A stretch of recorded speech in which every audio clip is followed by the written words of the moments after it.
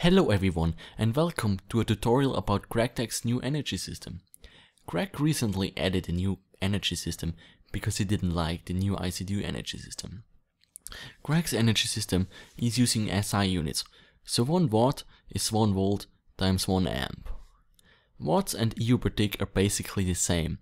For example, 32 volts times 2 amperes are 64 watts or 64 EU per tick.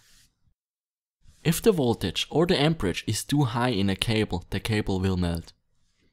Also, if the voltage is too high in a machine, it will explode. A machine will not explode if it gets extra amperage. Most generators will generate 1 amp. A battery buffer outputs 1 amp per battery inside it. A transformer will accept 4 amps input and output 1 amp with 4 times the volt, so the watts stay the same. Machines will output the tier's voltage, but use the tier's voltage plus the loss. The loss is 2 to the power of the tier. Here a real quick overview of the 10 different tiers. While ultra low voltage is tier 1 and maximum voltage is tier 10. There are several different types of cables. The material of the cable determines the voltage. Every cable also has a max amperage, which rises with the thickness of the cable. So for example, 1x thin cable has 1 amp, 2x thin cables have 2 amp. The maximum thickness of uninsulated cables is 16 and of insulated 12. All cables have an energy loss. The insulated cable has half of the energy loss than an uninsulated cable. The energy loss set from the cable applies to every amp traveling through the cable. The energy loss shows the voltage lost over 1 block distance.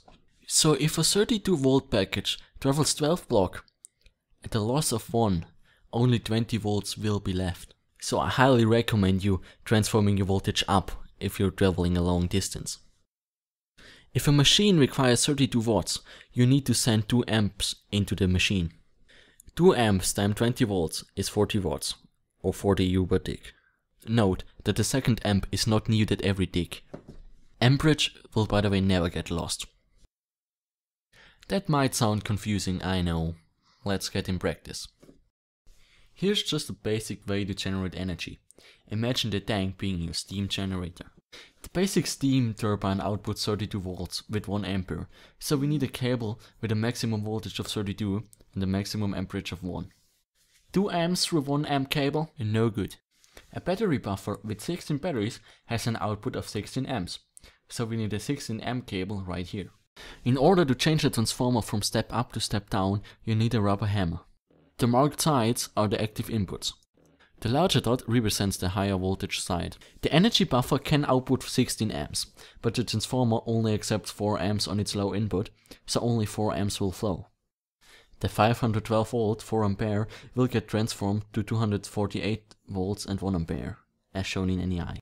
The battery tier has to match the buffer tier in order to work. Here a list of all battery tiers. In order to transform watts to EU or reversed, you have to use 1 Gregtech transformer and 1 IC2 transformer as shown. This line only has an output of 1 amp, so only 1 amp will flow, and therefore only 1 MFSU will charge at once. Uninsulated cable will damage you.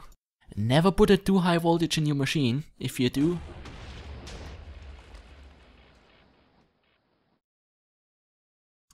I hope you liked and understood my little speed tutorial.